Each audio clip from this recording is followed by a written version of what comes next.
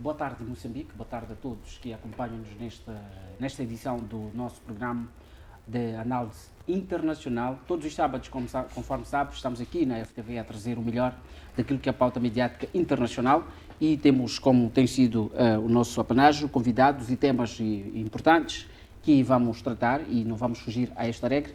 Quero saudar a todos que nos acompanham dentro e fora do país. Temos estado a receber reações bastante interessantes em relação a este programa. Queremos agradecer este carinho da nossa audiência, saudar a todos que nos acompanham desde a Alemanha, Portugal, Inglaterra, Estados Unidos e países asiáticos como a Indonésia e o Japão. Queremos agradecer por este ensejo e queremos partilhar a nossa satisfação também pelo fato de os nossos convidados, os nossos analistas também fazerem parte deste que é, portanto, que são os loiros deste programa. Vamos falando neles, saudar com a sua presença.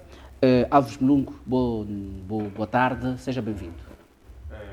Boa tarde a todos que nos acompanham a partir de casa. Estamos aqui para trazer aquilo que é a análise do cenário internacional. Exato. Muito obrigado. Jaime, saudações. Boa tarde, Evaristo. Boa tarde, Mulungo. Boa tarde, Covel.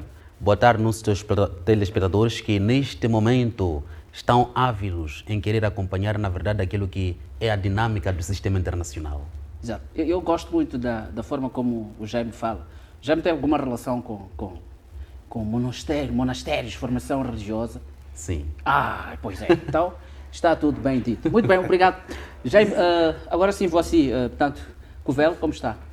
Boa tarde, estou bem.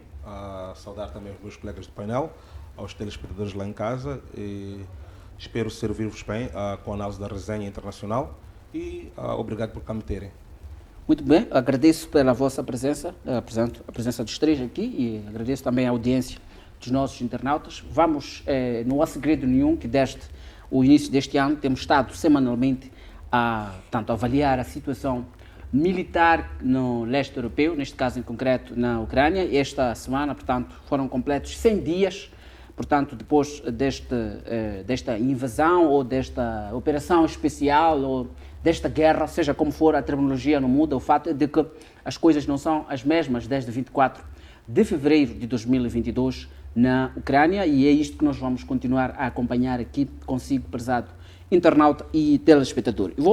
Vamos iniciar, terminei por si na saudação, vou iniciar por si na análise, portanto, Jaime, aliás, portanto, Covel, 100 dias, um dado que salta à vista é o fato de que esta semana um armamento está a seguir para a Ucrânia, prometido pelos Estados Unidos, e agora temos uma sofisticação em termos de tecnologia deste armamento, o seu alcance e o impacto da presença deste material. Que mensagem aqui podemos inferir desta situação? Mais uma vez, bom dia, boa tarde, desculpa. Uma das coisas que nós podemos ler desta mudança drástica dos americanos que causou aos russos a dizerem que aquilo era como se fosse uma linha vermelha que não se podia cruzar, é o facto de que os americanos trouxeram este armamento que estavam a discutir não acerca do alcance, mas se traziam aqueles que movimentavam-se em lagartos ou em rodas, que era o sistema Mars e o sistema, acho que M13, se a memória aqui não me falha, que tem capacidade para acima de 300 e 350 km, o que poderia fazer com que os ucranianos pudessem atingir alvos dentro da Rússia, uma vez que 300 km é maior do que aquilo que é a largura da região de Donbass, para onde eles são, onde está o foco dos conflitos. Segundo aquilo que se analisa do governo americano, uma vez que já existem, depois de 100 dias, evidentemente, algum cansaço do fator novidade da guerra e do fator mediatização, é uma forma de pressionar para que, quando se chegar à negociação, uma vez que alguns parceiros dos Estados Unidos, da NATO, como a Itália, como a Alemanha, como a França, de certa forma desobedeceram aquilo que são que é o tratado que existe, ou o entendimento que existe entre os europeus, e decidiram começar a dialogar com Putin, até estão a planificar viagens para a Rússia para encontrar face a face a Putin.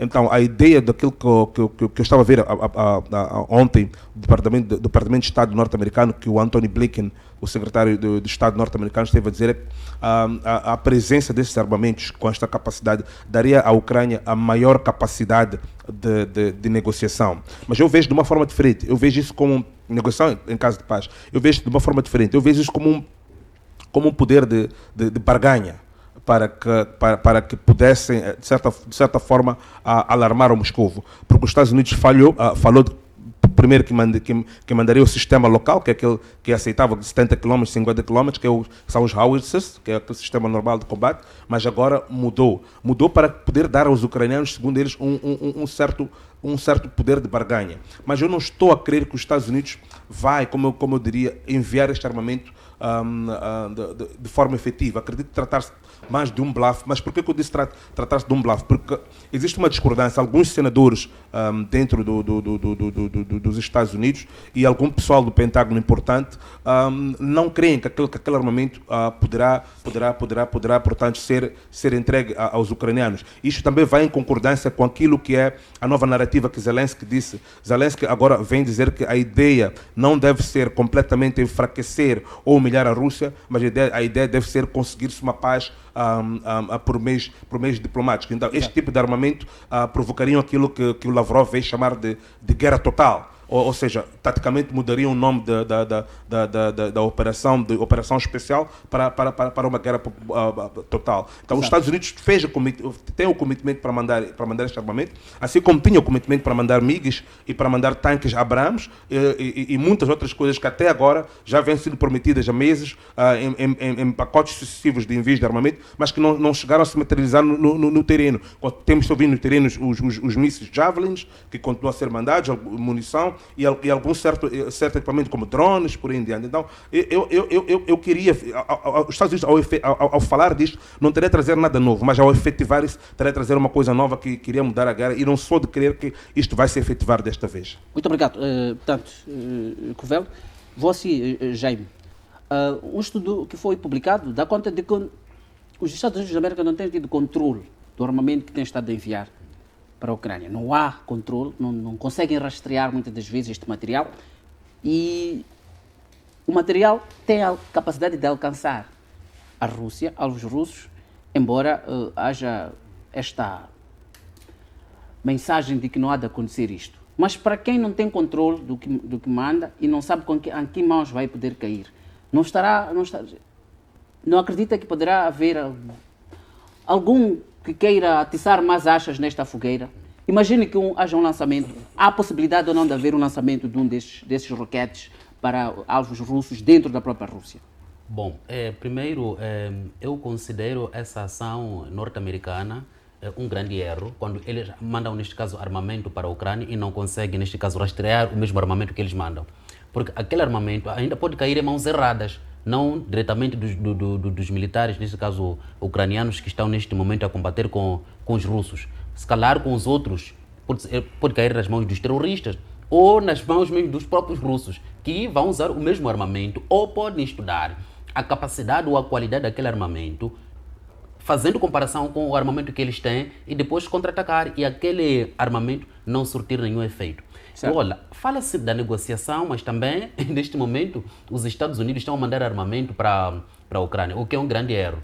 Isto está a deixar uma mensagem muito clara de que os Estados Unidos não estão preocupados em, neste momento, haver uma paz entre a Ucrânia e a Rússia. O que significa que querem colocar, neste caso, a Ucrânia numa situação deveras lamentável em matéria de dívidas, porque estão a entulhar neste momento a Ucrânia de dívidas, quando, na verdade, eles estão a se entreter para depois cobrar aquela dívida no futuro. Muito bem. Queria só acrescentar aqui Certo. um pequeno detalhe, que nós já vimos isto na guerra da Síria, em Alepo, em que os americanos armaram aqueles freedom fighters, como eles se chamavam, e despenderam lá bilhões e bilhões em termos de armamento, e aquele armamento foi ser encontrado, grande parte daquele armamento, nas mãos do Estado Islâmico. Quer dizer, aqueles freedom fighters também viram aquilo como uma oportunidade de lucrar e passaram aquele armamento, portanto, para mãos do Estado Islâmico, que era inimigo declarado dos Estados Unidos e também inimigo declarado deles. Agora, a Ucrânia é notória como o país, antes da guerra, como o país mais corrupto da Europa, um dos países mais corruptos do mundo. Não acredito que numa neblina de guerra isso é uma coisa que seja difícil de acontecer. Muito bem. Alves, ainda na sexta-feira, Dmitry Peskov, o porta-voz do Kremlin, disse que a Rússia vai manter-se na Ucrânia até que se atinjam os seus objetivos. E, do outro lado, Volodymyr Zelensky também diz que não há dúvidas de que esta guerra já está ganha. São dois grupos, são dois lados, cada um deles refere que vai alcançar os objetivos desta guerra ou de uma ou de outra forma.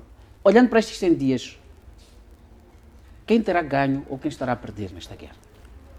Bem, é assim, a Ucrânia, ou Zelensky, o dirigente ucraniano, em termos de expectativa, ele está a ganhar a guerra, em termos de expectativa, isto em termos de legitimidade a nível internacional. Quando falamos da opinião pública, porque esta opinião pública tem sido instrumentalizada pelos meios de comunicação ocidentais. Então, em termos de expectativas, a Ucrânia está a ganhar a guerra. Mas em termos práticos de campo, a Ucrânia está a perder esta guerra. Por quê?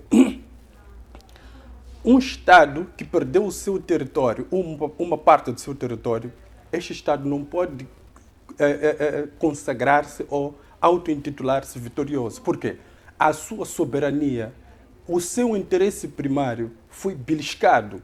Garantir esta soberania e garantir esta inviolabilidade territorial. Exatamente. Então foi beliscado. E não foi beliscada só de uma forma assim desorganizada. Por quê? Se formos a ver, os russos eles usaram uma estratégia de distração. Eles primeiro correram para Kiev e depois recuaram. Se for a ver agora, os russos já ocuparam 80% do território que dá acesso ao Mar Negro. Toda aquela zona econômica exclusiva que a Ucrânia usava e faz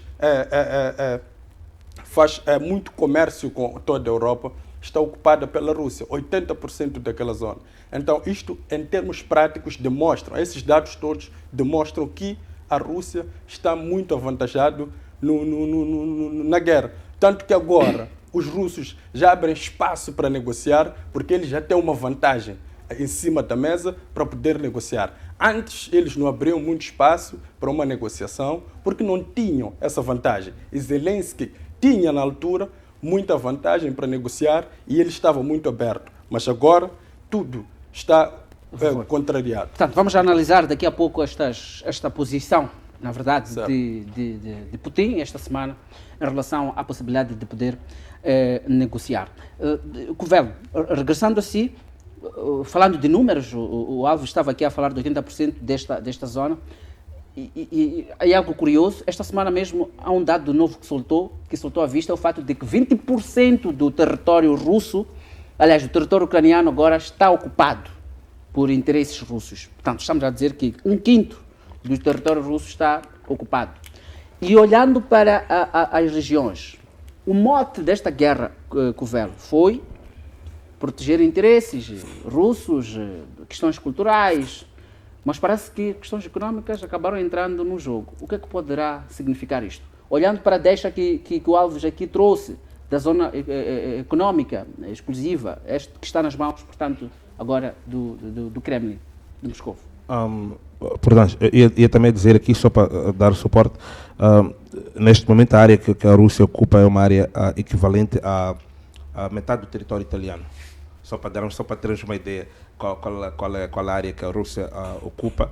e já começamos a ver até alguma mudança na forma de reportar dos mídias ocidentais, que agora vêm admitir que, na verdade, a Ucrânia está a perder a guerra no território e canais como MSNBC, CNN, e que está a ter este plano. Não, nós temos de observar quanto à questão econômica que a Rússia conhece a Ucrânia, a Rússia domina a Ucrânia por volta de 700 anos. Efetivamente, a Ucrânia já teve duas fases quando começou a guerra, e foram os russos que deram à Ucrânia o acesso àquela parte do território do Mar Negro, e a Ucrânia era, dentro da União das Repúblicas Socialistas Soviéticas, o segundo powerhouse, quer dizer, a segunda maior economia. Então, os russos, ao atacarem a Ucrânia, certeza que vão tomar aqueles pedaços que são vitais, são aqueles pedaços que são fundamentais à economia. Este é um plano que já existia no Kremlin e que muitas vezes, por causa da poeira daquilo que era a narrativa que estava a ser construída pela mídia ocidental, nós éramos levados a acreditar que a Rússia estava a fazer um ataque desenfreado, sem plano nenhum, sem objetivo nenhum, quando este objetivo já existia, que era estrangular completamente o acesso ao Mar Negro, porque é onde a Rússia tem uma base naval estratégica e tem portos de água quente, né? Porque sabemos que os grandes portos que tem no norte ficam frios durante 4 meses do ano, e tem este acesso estratégico ao Mar Negro, onde tem aquela base estratégica em Sevastopol. Então a Rússia fez isto. Estas repúblicas de Donetsk vão entrar agora, não vão ter aquela dificuldade. A ideia da Rússia é que não tenham aquela dificuldade como a dificuldade que estavam a ter as repúblicas da Abkhazia, que foi retirada da Geórgia, mas que sejam repúblicas, que sejam jogadores internacionais na geopolítica, importantes na geopolítica internacional, ou seja, a partir do acesso aos portos de água quente, a partir da questão a parte do leste é a parte que mais produz cereais, é a parte mais industrializada do país. Então é importante que tenha esta parte econômica, como o acesso ao porto de Odessa, que tudo indica agora que é o segundo objetivo. A Rússia, depois de fechar a parte de Severodonetsk, para não ser cercada por detrás, de forma estratégica militar. Então, este foi um plano que, como posso dizer aqui em poucas palavras, que faz sentido, que é lógico. Conquistar um território e dar aquela república, porque imagina que a Rússia conquista o território e fica somente com os portos que estão no Mar de Azov, que podem facilmente ser fechados ou sofrer um bloqueio pela Ucrânia. Aquele seria um país com produção, mas que teria dificuldade de escoar a produção chegaria muito cara aos mercados chineses. Então seria uma república falida em termos econômicos, e isso ia agradar os opositores da Rússia. Mas se a Rússia pega estes pontos estratégicos que estamos aqui a referir, como estava a falar o meu colega de painel muito bem, do acesso ao Mar Negro, aquelas são repúblicas que têm a capacidade de produção, são os segundos maiores produtores de cereais depois do mundo, são repúblicas economicamente viáveis. Então a Rússia está a pensar também agora, já no futuro daquelas duas repúblicas. Muito bem. Jaime, esta semana também, curiosamente, houve uma novidade. Vladimir Putin diz que está disponível a conversar com Zelensky, depois de muito tempo sem haver alguma espécie de manifestação por parte do Kremlin. Vamos lá tentar compreender. É numa semana em que os Estados Unidos e os aliados reforçam a presença militar com armas mais sofisticadas. É uma semana em que completamente, portanto, há aqui um controle da Rússia de áreas nevrálgicas da economia ucraniana. Há algum efeito de causa aqui, ou uma causa-efeito nisto?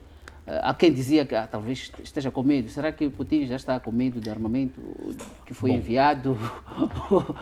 Ou o que poderá estar por detrás dele estar a suscitar neste momento? Bom, eu não olho a ação de Vladimir Putin como medo, porque até este momento que a Rússia, na verdade, está a dominar 80% daquele território Severodonetsk, não está a usar todas as suas capacidades militares, está a usar uma capacidade mínima, porque a Rússia, olhando a dimensão da Rússia como um Estado gigante militarmente, com certeza já teria ocupado uma grande dimensão territorial da Ucrânia.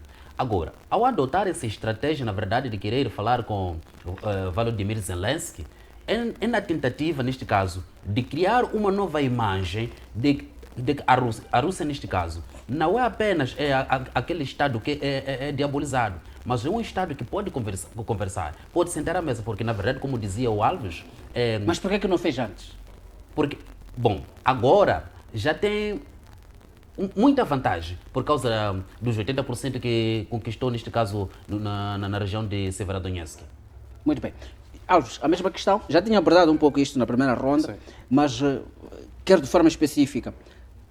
A Rússia está a conversar, quer conversar, mas ao mesmo tempo levantou novos inimigos, que podem não ser de forma direta, mas inimigos a longo prazo. Refiro-me a todos aqueles Estados que havia, portanto, avisado que não poderiam entrar na NATO, ou parte deles vão entrar na NATO.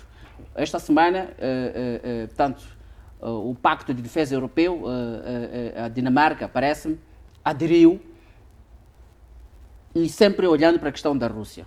Ou seja, a Europa parece que uníssono está a tentar trazer uma mensagem anti-Putin. E agora ele quer conversar. Há algum ganho para o lado da Rússia neste momento, olhando para esses aspectos? E por que só agora? Novamente, este ganho estratégico é aceitável, olhando esta narrativa, tendo em conta que também há inimigos que levantaram-se?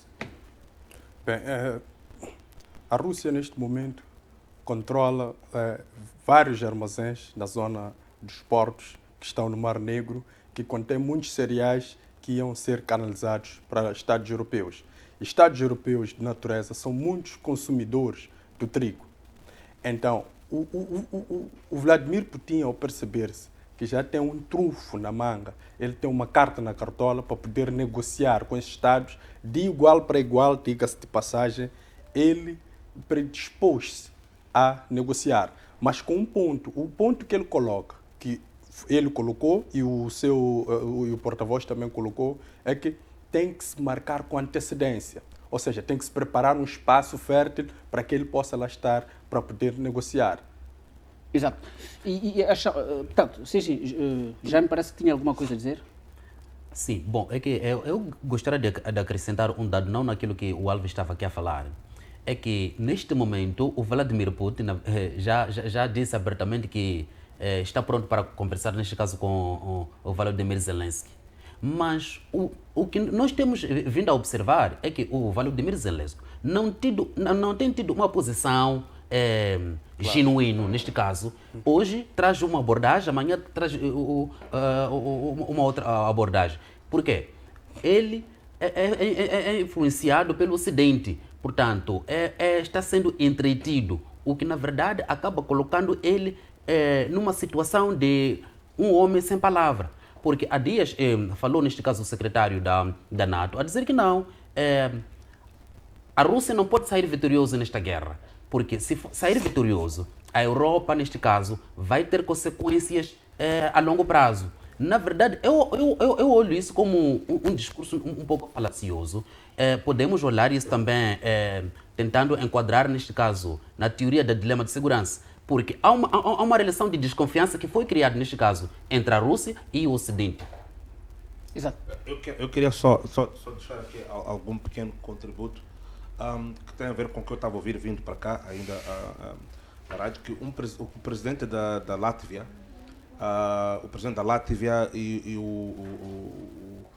e o presidente da Polónia, o presidente da NATO, concordavam. É a Letônia, então. Exatamente. Neste caso em português.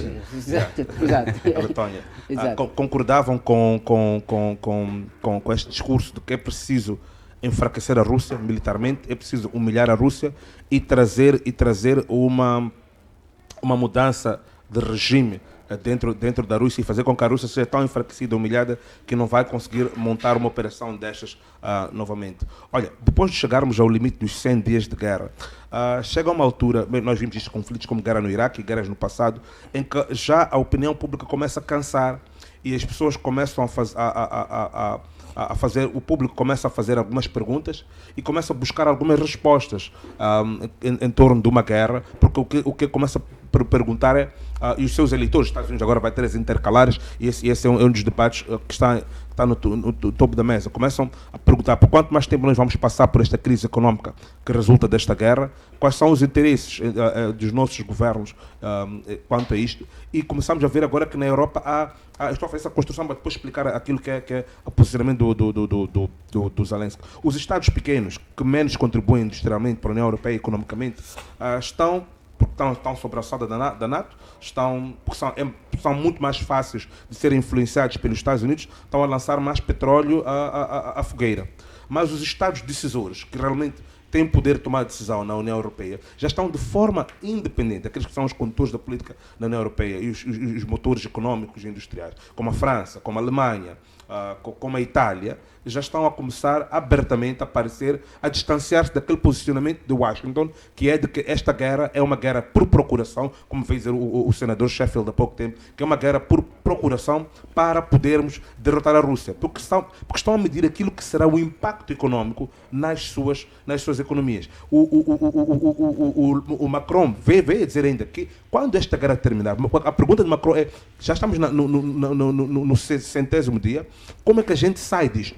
Agora já não devemos procurar vitoriosos. Como é que a gente sabe? Macron e os italianos e os alemães aparecem abertamente a dizer que esta guerra vai ser resolvida por meios diplomáticos e não militares, e que esta guerra, para terminar, a Ucrânia terá de estar preparada dando seguimento àquilo que foi o discurso do antigo secretário de Estado norte-americano Kissinger, a Ucrânia terá de render uma parte do território. E o que eles estão a tentar fazer agora é correr para que a Ucrânia consiga ter um acordo de paz, porque eles já estão a ver, como disse bem o Alves, que na prática, militarmente, está-se a ganhar no terreno, estão a ver que a Ucrânia vai estar a negociar sobre uma posição de muita fraqueza.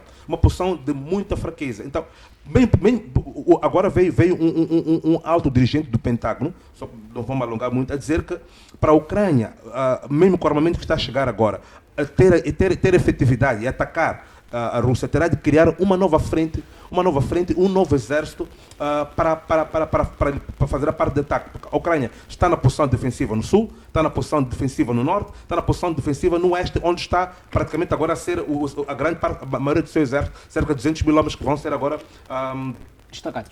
Que vão ser, a palavra é esse, vão sofrer um circundamento, vão ser encirculados. Então, a Ucrânia agora teria de arranjar, teria de recrutar novos homens, arranjar uma zona nova, onde podia treiná-los, este grande efetivo, recrutar pelo menos 100 mil homens.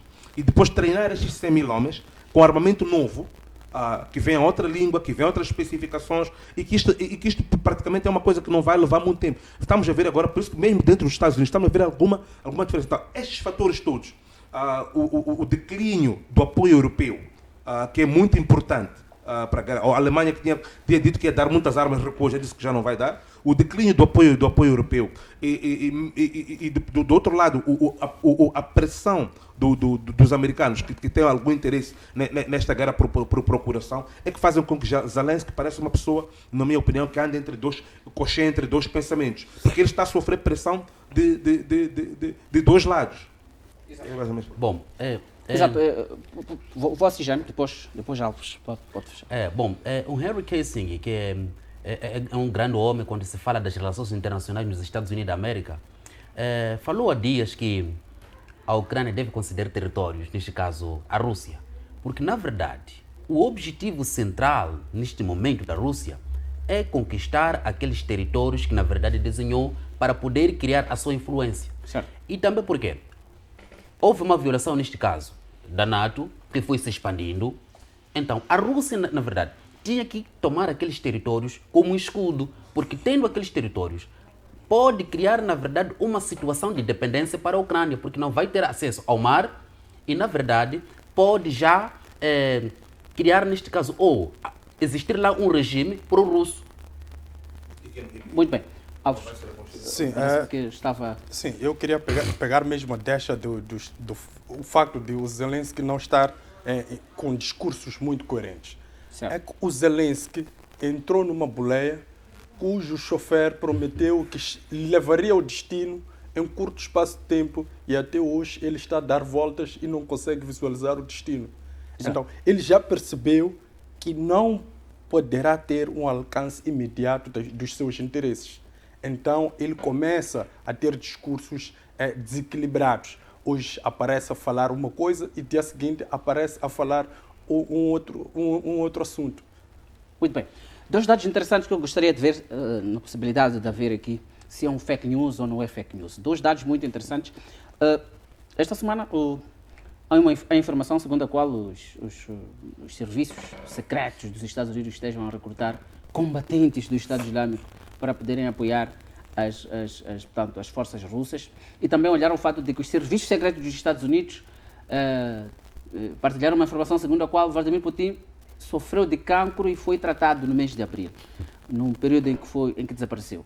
Quero que a gente olhe na perspectiva mesmo destas informações, digamos, um pouco interessantes, porque o Estado Islâmico foi, tanto o mote da intervenção conjunta do Ocidente, portanto, na Síria particularmente, a Rússia também combateu, e agora parece algo paradoxal. E a questão do próprio Vladimir Putin. Onde é que estamos aqui? Onde é que estará a verdade? Será um jogo das inteligências militares ou efetivamente onde há um pouco de dose de verdade? Bom, eu olho isso como fake news. Primeiro, os americanos não iriam contratar, neste caso, os terroristas para lutarem ao lado da Ucrânia. Porque os Estados Unidos são o inimigo número um dos terroristas. Recordemos-nos daquilo que aconteceu no passado, quando os terroristas bombardearam aquelas torres gêmeas nos Estados Unidos. E até hoje em dia, os Estados Unidos continuam, na verdade, a perseguir, neste caso, os terroristas. Mas alguns desses terroristas já foram treinados pelos Estados Unidos no passado. Não vale tudo nesta guerra. Bom, podem ter se treinado pelos Estados Unidos, porque, na verdade, se calhar ainda havia um vínculo de confiança, mas depois que esse vínculo foi rompendo quando atacaram, neste caso, as torres gêmeas. Exato. Há um dado muito importante aqui, que o Erdogan, neste caso, acabou tendo uma relação não muito próxima, neste caso, com os Estados Unidos. Zangou-se muito quando os Estados Unidos aliaram-se com os curdos para combater, neste caso, os terroristas. Exato. Neste caso, o Erdogan é inimigo dos curdos. Dos curdos. Sendo inimigo dos curdos, os Estados Unidos não poderiam aliar-se, neste caso, com os curdos. Exato. Muito bem. Alves, parece que também... Sim, na verdade, a questão é para os três. exato. Assim, há um dado interessante no meio E disto desculpa, eu volto a ti, Jaime. E a questão da saúde de Bom, Vladimir Putin? eu olho isso como, na verdade, uma mentira para entreter os não atentos.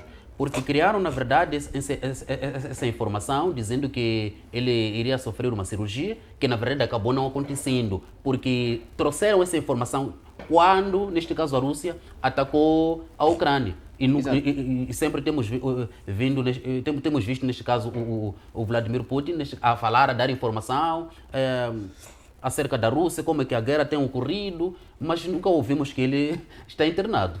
E se ele estivesse doente, acredita que poderia-se divulgar esta informação?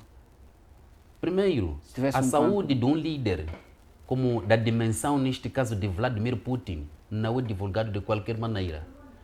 Recordo-me quando o Kim Jong-un teve uma cimeira, acho que foi em Singapura com Donald Trump. Exato. Até usou sanita portátil. Isto para poder esconder-se das doenças que ele tem. Então, olhando o Vladimir Putin, com a segurança que ele tem, acredito que mesmo o Ocidente não teria essa informação. Capacidade. Muito bem. Alves, e assim, cortei a palavra, mas Sim. arregressamos assim. Eu estava aqui a dizer que há um dado importante que se calhar é muito ignorado, mas para mim faz muito sentido, olhando para esta ideia de troca de informações sobre supostos terroristas que estão sendo treinados pelos Estados Unidos para serem enviados para a Ucrânia.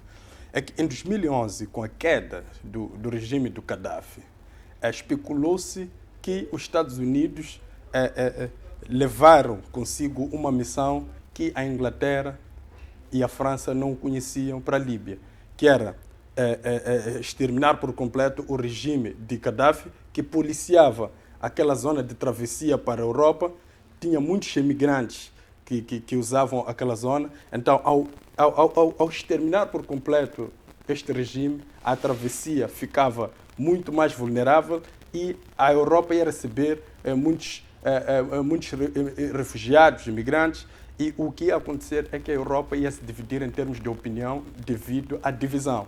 Então, isto ia fazer com que a Europa colocasse um pouco de lado a sua agenda da União Europeia, que estava num nível de crescimento muito elevado, e ia ficar um pouco concentrada em assuntos de refugiados.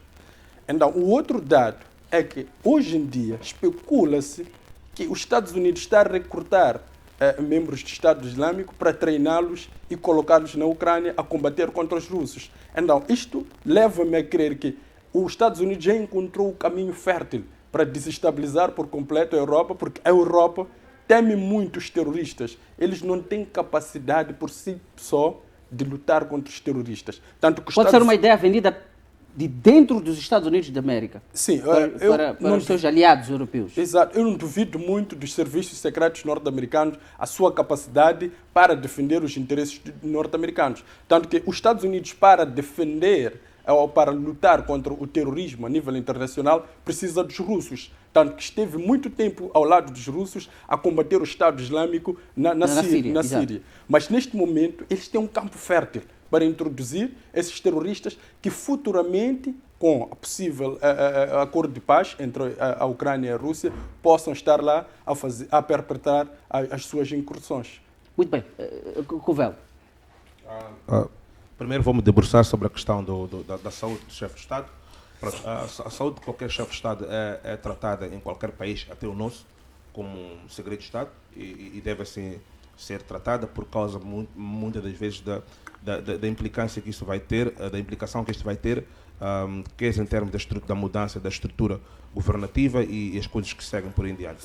Então, mas isto é uma coisa que nós assistimos a partir do primeiro conflito altamente publicitado no mundo, que foi a Segunda Guerra Mundial, onde vimos a propaganda a ser usada como uma arma de guerra, que muitas das vezes esta arma de guerra não é uma arma quente, mas é uma arma que tem muito poder na moral. Esta questão do Vladimir Putin, eu quero desconfiar que devem na Ucrânia, em russo, circular, como também circulou na Guerra Mundial, como também circulou na Guerra do Iraque, vimos os americanos a fazerem isto, há panfletos a serem jogados, a dizerem que o Putin morreu, que o Putin é uma sócia de Putin, que já são outras pessoas que estão lá. Isto o que faz? Cria no povo russo uma desmoralização e cria também uma desmoralização nos soldados no campo de batalha. Então, esta é uma propaganda que é feita, que é construída completamente como uma propaganda de guerra. Caso não seja, não estou aqui em posição de referir se é verdade ou não, mas da forma como isto está a ser usado, é mesmo para como vamos dizer, ser usado como uma arma de propaganda para moral, baixar a moral da população e da resolução que eles têm a apoiar a guerra. Agora, a segunda pergunta, quanto à questão da utilização do Estado Islâmico, eu vou aqui concordar com Alves e discordar um pouco com o meu colega Jaime, porque os Estados Unidos, quando entrou nesta guerra, segundo aquilo que foram as declarações de Lloyd Austin, é que eles, por tudo ou por nada, esta guerra deve ser vencida. A Rússia deve ser humilhada. Como bem disse aqui o Alves, os europeus já começam a distanciar-se um pouco da agenda para poderem tratar de outros assuntos e estão a tentar negociar com os europeus e até com a Rússia, até eu referi disto antes. Mas os Estados Unidos têm um histórico, tem um historial de combater, o inimigo do meu inimigo é meu amigo.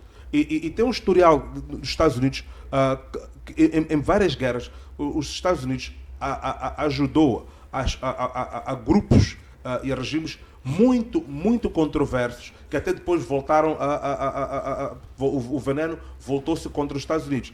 Para dar um exemplo, os Estados Unidos têm classificado o batalhão de Azov em 2012 e 2011 como uma organização terrorista nazista, além de nazista, extremista, também como terrorista, e que não deveria os Estados Unidos da América apoiar aquela organização e desincentivar. Mas, algum tempo antes da guerra, esta organização havia começado a receber apoio por parte dos Estados Unidos da América e E depois, além de começar a receber apoio dos Estados Unidos da América, começou a ser treinado. Encontraram-se ali americanos, mesmo quando se retiraram o batalhão da Azov, da fábrica da Azovstal, encontraram-se ali americanos que, segundo eles dizem, que estão lá a título pessoal e de mercenários, a treinarem, americanos e britânicos, a treinarem o batalhão de Azov e a armarem aquele batalhão de Azov, que agora o Pentágono, a CIA e o FBI retirou.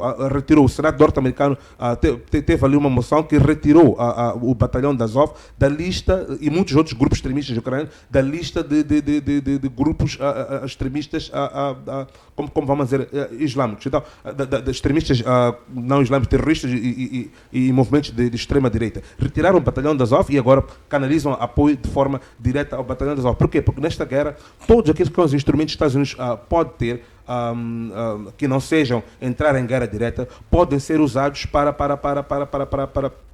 para derrotar a Rússia. Nós vimos isto quando o exército soviético esteve no Afeganistão, em que os Estados Unidos militarmente armou regimes que tinham ideologias anti-americanas abertamente visíveis e eles, naquela altura, servia para os fins deles e tinha a ser usado. Vimos agora na Síria também está acontecendo. Então, eu não sei se isto de facto é verdade, porque foi publicado pela Rússia, mas ao acontecer não seria algo que nunca aconteceu na história dos Estados Unidos. Já temos muitos eventos no passado em que os Estados Unidos têm tido esse posicionamento. Bom, parece-me que esta temática é interessante, mas Jaime foi citado, Alves também foi citado, podemos continuar. Bom, essa ideia de, neste caso, a Rússia não sair vitorioso, pode na verdade, não ser verdade. Porque quando falamos da Rússia, estamos a falar de um Estado que é anão economicamente, mas gigante militarmente. Assim como os Estados Unidos, só que eles são gigantes militarmente e gigantes economicamente. Agora, Exato. a Rússia, neste caso, neste momento, ainda não começou a exibir as suas últimas capacidades. O que significa que, vendo-se em perigo, pode usar aquele armamento para poder, na verdade, demonstrar a sua pujança a nível do sistema internacional. Porque o que está em jogo aqui é a hegemonia da Rússia. A Rússia consegue fazer balance of power a nível do sistema internacional. Muito bem. Alves. Sim, eu queria aqui trazer um dado. Essa troca de informações entre os serviços, ou acusações, essa troca de acusações entre os serviços secretos norte-americanos e do Kremlin, já tem um pouco de barba branca nesta guerra, porque no princípio os serviços secretos do Kremlin acusavam o FBI de estar a aliciar funcionários da Embaixada Russa em Washington para que estes passassem-lhes algumas informações. Porque eles têm a percepção de que um regime como a de Putin, intitulado regime ditatorial pelo Ocidente, tem alguns descontentes. E eles queriam recrutar esses descontentes para pudessem fazer uma espécie de contra-inteligência na Embaixada Russa em Washington. Então, essa troca de acusações vem desde o princípio da guerra e esta semana tem essa acusação por parte do Kremlin de que os Estados Unidos estaria a treinar combatentes do Estado Islâmico para enviá-los para a Ucrânia. Bem, esta narrativa de força, de mão externa, tem sido muito comum a sua utilização nestes eventos. Saltou-me aqui à vista o fato de que, neste momento que decorre este assunto, há um opositor russo, portanto, detido, que está na Rússia a cumprir o Navalny, e Putin sempre chamou que era sempre mão do Ocidente. Acredita que ele pode ser uma extensão de uma narrativa de destabilização interna da Rússia dentro do seu próprio território, o Navalny, neste caso? Bem, essa questão muitas das vezes lida com a percepção de cada regime. Os regimes usam muito o príncipe de Maquiavel. Então, eles vão perseguindo aqueles que eles desconfiam ou que acham que têm uma ligação com o Ocidente, numa tentativa de aniquilá-los para conseguir estender aquilo que é os seus ideais no seu território. Porque Em Maquiavel não se aceita que um indivíduo consiga desestabilizar 1000 indivíduos. Aquele único indivíduo deve ser eliminado para que o bem-estar, para que o controle naqueles 1000 indivíduos possa continuar de uma forma ordeira. Bom, Muito bem.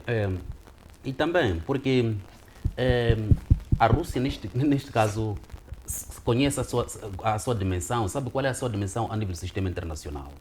Então, havendo, na verdade, um indivíduo que vai criar ou vai colocar a Rússia numa situação de inferioridade em comparação àquilo que se encontra hoje, pode-se sacrificar esse indivíduo. Portanto, ele faz parte de um jogo de sacrifício. E isso é, do ponto de vista moralístico, do ponto de vista jurídico, do ponto de vista constitucional, é aceitável ou não é? Há uma moralidade nesta forma de agir? Muitas vezes, quando se trata do interesse nacional do Estado, a constitucionalidade, a moralidade, neste caso, não é muito importante. Não funciona. Não funciona. Muito bem. Covelo. Eu quero aqui recordar que o melhor período na história recente da Rússia para o Ocidente, o melhor período do ponto de vista do prisma do Ocidente, foi o período de Yeltsin. O período de Yeltsin foi um período em que tínhamos uma Rússia fraca, uma Rússia capaz de se impor. Aliás, a grande expansão da NATO começou, de facto, na altura do período de Yeltsin, em que na Rússia haviam muitas dissidências, tínhamos Chechênia, tínhamos o Daguestão, tínhamos aquelas coisas todas. E aquele foi um período que o Ocidente, lembra-se, e gostava de ter. Nós sabemos que o intervencionismo americano, está claro, acontece em muitos sítios, aconteceu com Salvador Allende, aconteceu por aí em diante. E temos de nos lembrar que já houve uma vez que durante a Primeira Guerra Mundial que o intervencionismo ocidental resultou. Ou seja, os alemães, na altura em que estavam a lutar entre duas frentes, de um lado com o exército russo czarista ainda que a perder, e do outro lado com os aliados ocidentais, o que eles fizeram? Eles pegaram no Lenin, deram-lhe 5 milhões de dólares, e o Lenin, que era perseguido, que era um dissidente, que era perseguido pela polícia czariana naquela altura, foi mandado para a Rússia na altura que já tinha havido a capitulação do exército do czar, e quando foi mandado para lá, porque os novos governantes, que eram os mencheviques, não estavam dispostos ainda a negociar uma paz, mandaram lá o líder dos bolcheviques, que foi o Lenin, e conseguiu fazer aquilo que é o seu trabalho. Nós já vimos isto em África, já vimos em vários sítios. Então, não quero dizer, eu quero concordar da narrativa do Alves, que os regimes têm esta tendência de fazer isto.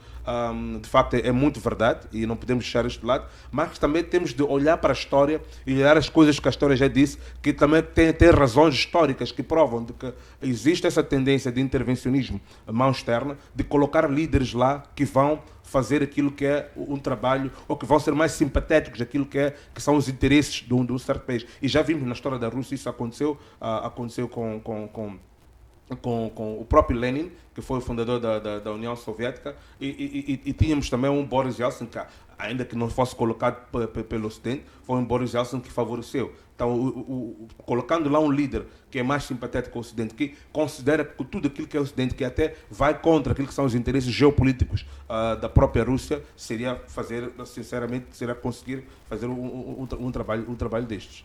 Muito bem.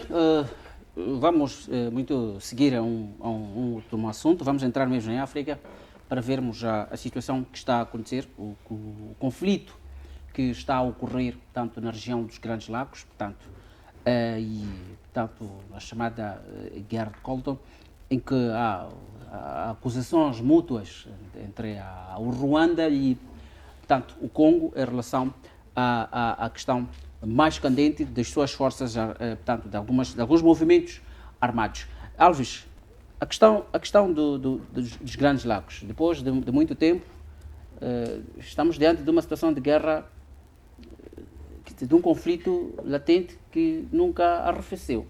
Como é que analisa estas acusações entre, portanto, o Ruanda e, portanto, o Congo, e esta possibilidade desta intervenção de Angola para poder ajudar na solução deste diferendo? Bem, a mim pareceu soou um pouco estranho a Angola estar a mediar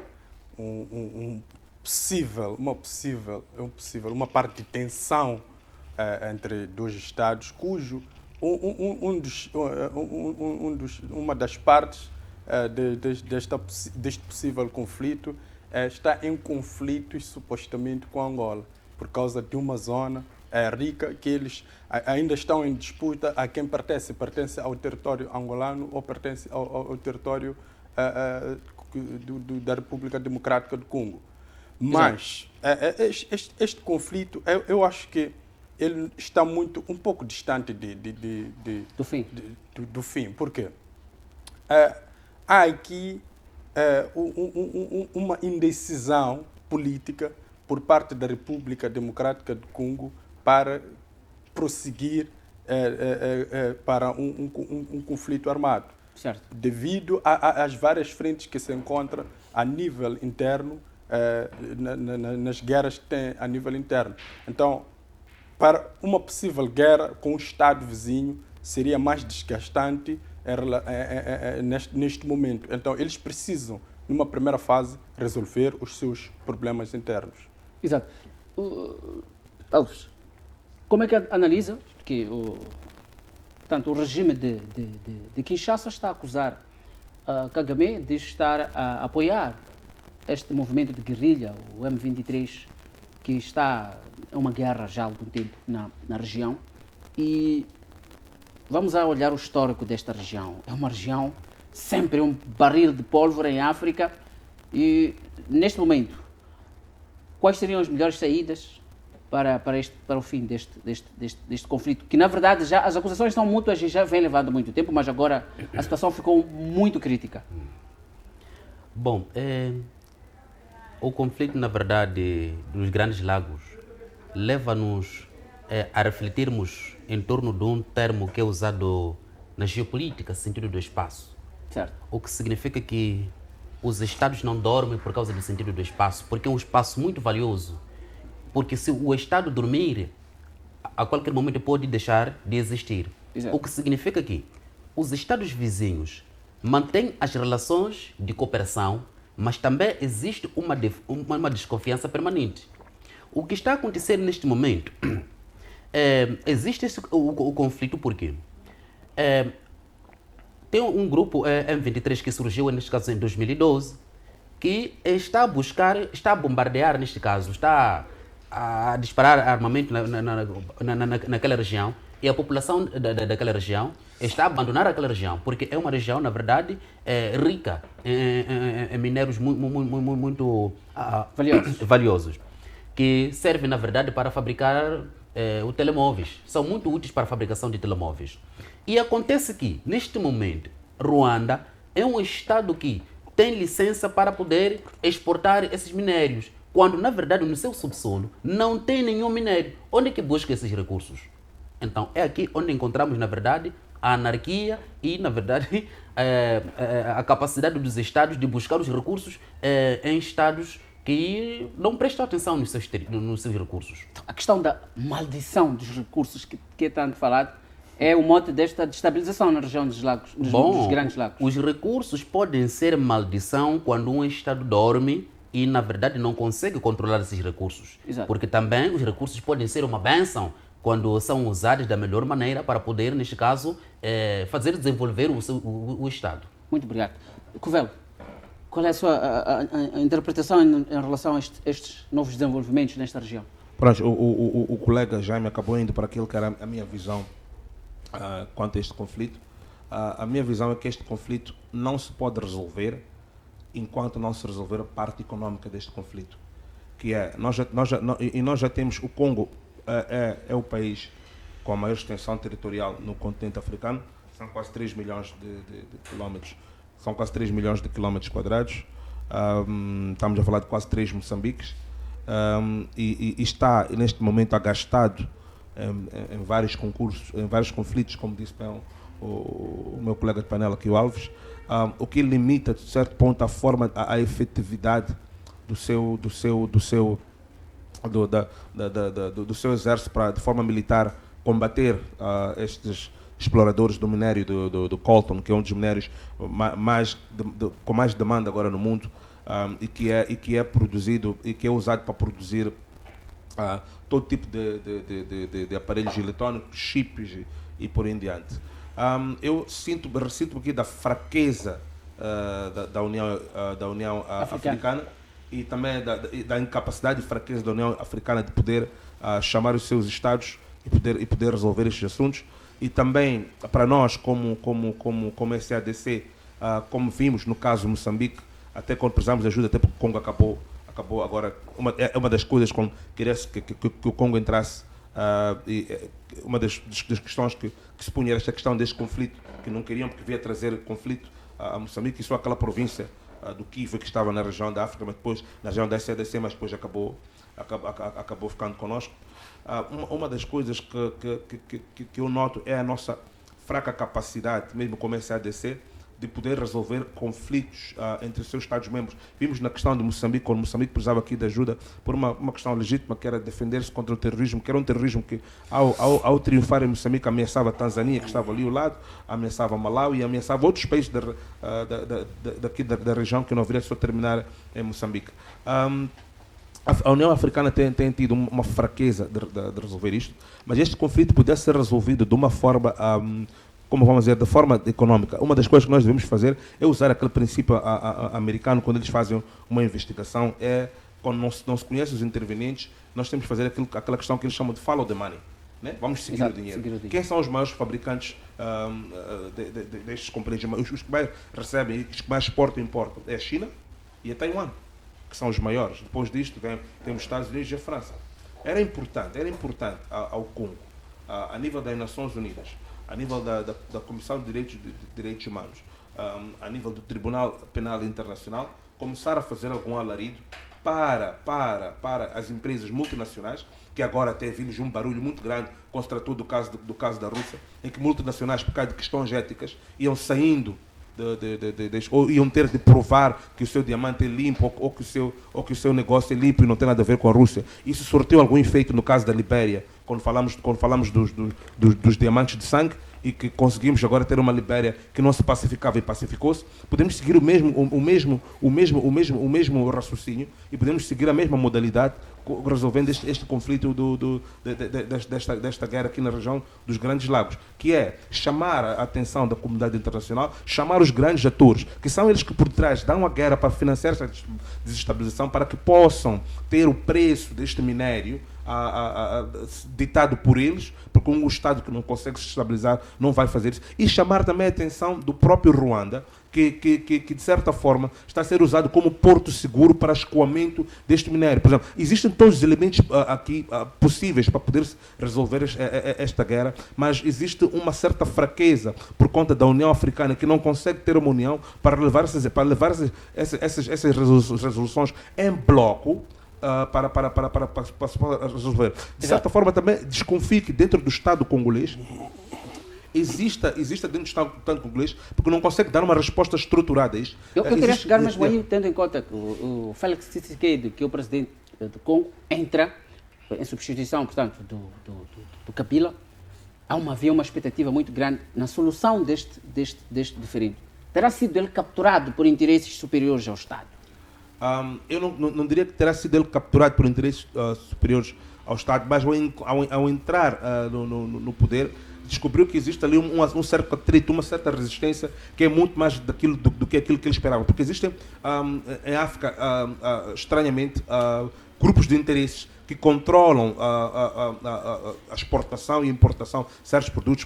É só ver que a Nigéria, só agora com a líquido da Angola, conseguiu ter uma refinaria, mas é um dos maiores exportadores de petróleo do mundo, está no top 10, não fazia sentido não ter uma refinaria. Então, voltando para o caso do Congo, existem dentro do Congo algumas individualidades, alguns grupos de interesse que, independentemente do governo do dia, não tem, como vamos dizer, que mantém interesse sobre isto. Então, o Félix, ele ao entrar no poder, ele entrou no poder, mas ele está a consolidar o poder. Muitas das estruturas que controlam o poder estão ainda sob a aliança do regime de Kabila, que ficou ali por muito tempo. Então, ele ainda vai ter de consolidar o poder, e depois de consolidar o poder dele, 2, 3 mais anos, nós já podemos vir com um julgamento que possa dizer se ele Exato. chumbou ou não chumbou quanto a este assunto. Muito bem. Já mesmo nos últimos minutos, Jaime, João Lourenço é o mediador, mas João Lourenço tem assuntos internos que também está uma dor de cabeça. Tem eleições daqui a nada em Angola e, tanto das vezes que ele está metido neste conflito, será a pessoa ideal neste momento? Não deveria... Este assunto não ultrapassa, portanto, a organização que está ali, que foi concedida, que Angola faz parte, naquela região ali dos Grandes Lagos. Não era melhor que fosse a própria União Africana, neste momento, tendo em conta aquilo que são as demandas de João Lourenço, agora, a portas às eleições e numa situação muito difícil com as sondagens a darem conta, pelo menos, de que poderá, não está tão bem em termos da sua imagem, bem como do MPLA. Eu penso que João Lourenço não seria a pessoa ideal, neste caso, para mediar aquele conflito, porque está à véspera mesmo das eleições, e é preciso dizer também que em Angola tem problemas muito sérios que, na verdade, acabam colocando o MPLA e a figura de João Lourenço em desvantagem. Eu penso que ele deveria estar mais focado em assuntos internos, neste caso, que é preparar-se para as eleições, que na verdade serão renhidas por causa daquilo que foi acontecendo, e ele foi sofrendo, na verdade, a erosão da legitimidade. Certo. Sim. E também há um dado aqui que eu não posso deixar de dizer. Aquele movimento M23, que são da etnia, neste caso Tutsi, que também é a mesma etnia do Paulo Kagame. Eles são uma minoria. São uma minoria, neste caso. É por isso que o Paulo Kagame adotou aquela postura ditadora para poder se impor, porque é da etnia minoria. Certo. E quando eles buscam os recursos, neste caso, naquela região da República Democrática do Congo, fogem neste caso, para Ruanda, razão pela qual os militares, neste caso do Congo, têm disparado para Ruanda. É por isso que o chefe da diplomacia da Ruanda já se pronunciou a dizer que não, se eles continuarem, neste caso, a bombardear os nossos, nós teremos que reagir. O que, na verdade, acaba sendo um discurso falacioso, porque se eles cometem, na verdade, atrocidades em Ruanda, por que não são punidos? Exato. Alves, esta região é um barril de pólvora, é um barril de guerras fratricidas, étnicas, civis. Olhamos para os países que estão ali, tem quase todos eles conflitos. Se olharmos, por exemplo, para os os 4 países que estão nesta aliança em que João Lourenço está a tentar criar, pacificar, temos, portanto, a Uganda ali no meio. Uganda tem também os seus problemas, é um regime também considerado ditatorial. Temos a própria Angola, que tem problemas também em Cabinda, tem problemas com outras situações. Temos o Ruanda de Paulo Kagame, que é efetivamente visto como quem persegue ditadores, e depois saiu desta situação do histórico de 1994, daqueles 800 mil mortes. Temos também, portanto, o próprio Congo, que não tem um histórico muito bom, portanto, em termos de guerras. Esta região é muito complicada. Nações Unidas, não é o momento de haver uma pujança, uma determinação, um papel bastante contundente, bastante assertivo das próprias Nações Unidas? Eu acho que o assunto da região dos Grandes Lagos está sendo levantado no momento da distração das Nações Unidas, porque as Nações Unidas estão totalmente concentradas no assunto da Ucrânia. Toda a sua atenção está voltada ao assunto da Ucrânia. Eles esqueceram um pouco alguns conflitos que temos no Médio Oriente e alguns conflitos de África, eles esqueceram neste momento. Então, se calhar, aqui internamente, se calhar a União Africana podia tentar mediar esse possível conflito entre esses 2 Estados para evitar males maiores. Por quê? Porque o que estamos a observar é que a capacidade militar que Kagame ostenta neste momento lhe dá um posicionamento um pouco hostil em relação aos seus estados vizinhos. Tanto que ele tem esta capacidade, como dizia o Jaime e o meu colega Covel, de entrar num estado soberano, pilhar recursos e voltar para o seu estado e fazer e comercializar esses recursos.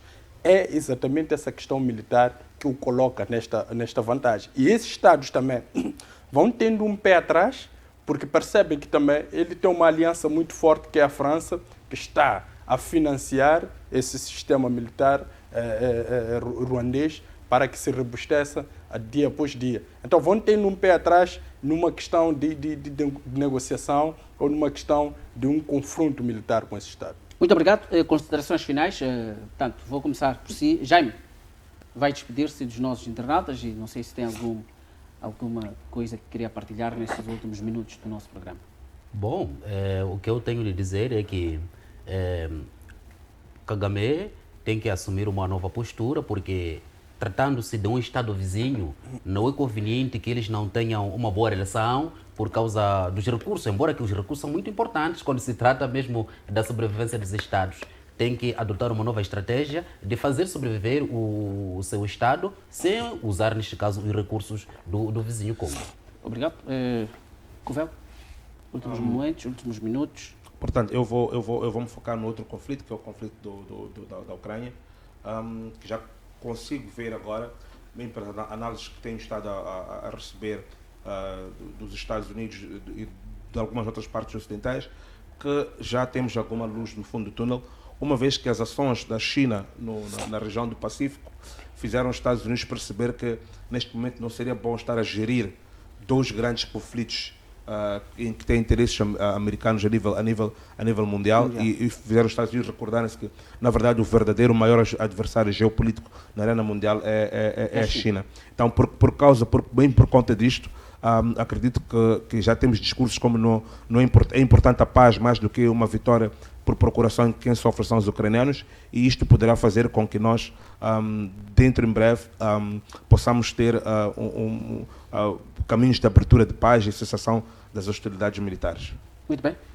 Alves.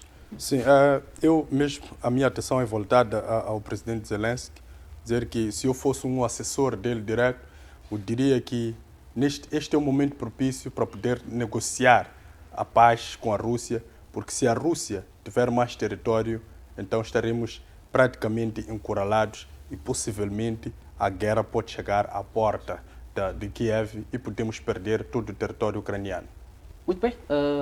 O Alves aqui a personificar um possível assessor de Volodymyr Zelensky neste fim do nosso programa de hoje, no dia, portanto, esta data de hoje, do mês de julho de 2022. Hoje, 4 de julho, assim é que é, de 2022. Quero agradecer a cada um de vós, prezados analistas aqui presentes hoje, ao Jaime Saia e também ao Covelo e ao Alves pela presença aqui. Agradeço a si também, prezado internauta e telespectador, por estar sempre ligado à FTV e acompanhar o debate internacional. É um prazer imenso sempre estar consigo todos os sábados, assim será até onde for permitido.